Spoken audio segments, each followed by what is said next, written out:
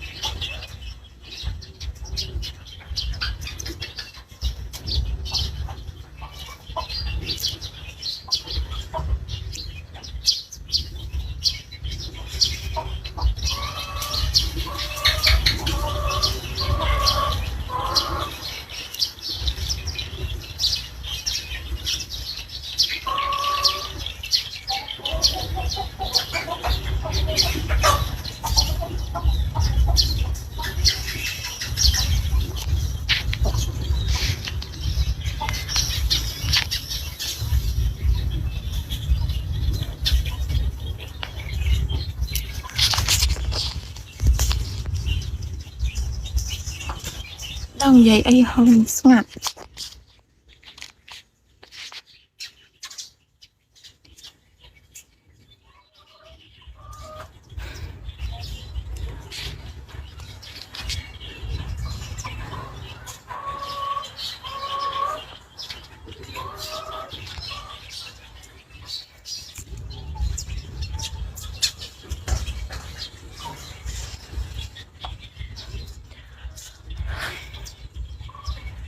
Sao việc tôi chăm like thế đó, bật like.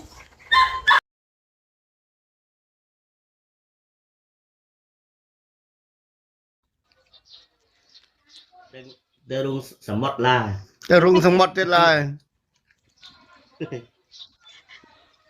Ba đang rửa ôm xe ta.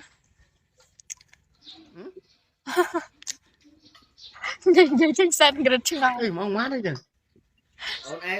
ôn ai zet nhắm ra hết rồi Thế mong mát này. À, Mong mát này. ngóng không sao thế đó anh sự bắn số tà máu. Chào. Số đập Tao đâu. thấy cá này. đây Hả? Thấy cá nghe tật ra này rồi.